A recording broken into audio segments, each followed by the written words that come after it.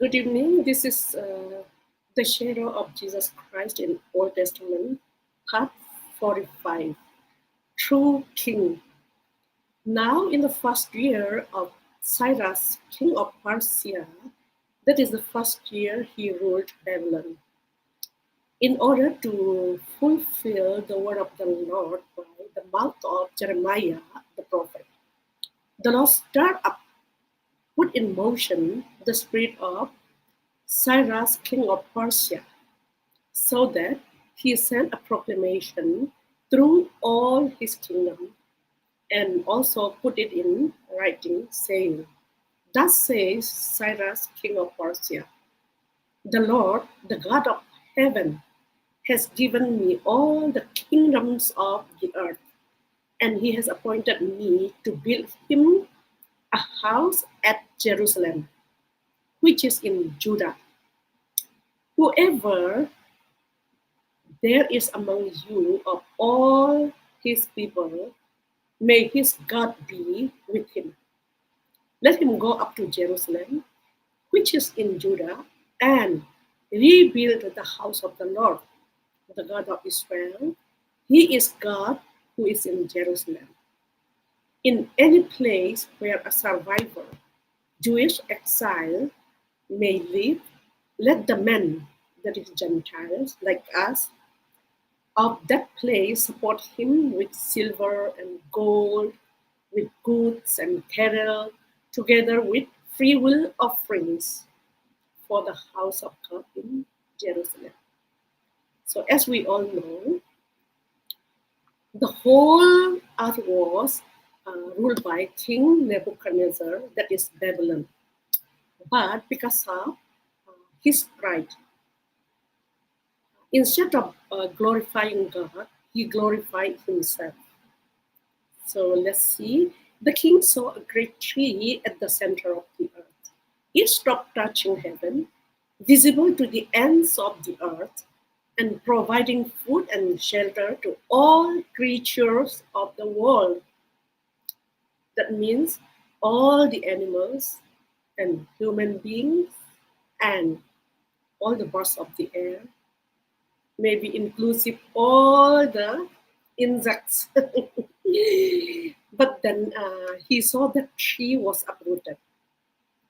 The dream was his own downfall. So his kingdom did not last. That's why Cyrus became the king. Okay. So long story short, now Cyrus is the king, and we do not know whether he is a believer or not. But then he knew that God only appointed him to be the king, to rule all the kingdoms of the earth, first of all. Secondly, he knew that he was assigned to build Jerusalem temple. So you may know because you are informative, but then just to remind you, if you have a time, if you Google and see temple coin, then you are going to see uh, the portrait of King Cyrus and Donald Trump. You know why? Donald Trump, God used him to declare that Jerusalem is the capital of Jerusalem. The capital of Israel. In the Bible, we have been seeing that Jerusalem was destroyed and rebuilt, destroyed again and rebuilt. But you and all dare not to declare, even though they know, they shut the mouth. But then God used Donald Trump to declare that Jerusalem is the capital. It is, because the Bible, we can see it clearly. So, temple coin, since Jesus' time, they don't use dollar or sterling or any other currency. They have spread coins. So if you Google, then you can see temple coins. Then you will see King Cyrus and Donald Trump Don't be surprised. God did it. Okay, let's go ahead. But the Lord hardened the heart of Pharaoh, and he did not listen or pay attention to them, just as the Lord had told Moses. Can you see? King Pharaoh was the king of Egypt. So God hardens his heart. And we saw already that God softened the heart of King Cyrus. So who is the king now? Actually, kings are appointed by King of Kings. Let's go ahead. The king's heart is in the hand of the Lord. Like the rivers of water, he turns it wherever he wishes. That's it. Period.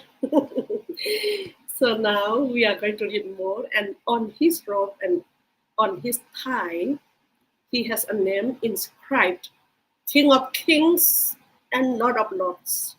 For the Lord your God is the God of gods and the Lord of lords, the great, the mighty, the awesome God who does not show partiality nor take bribe.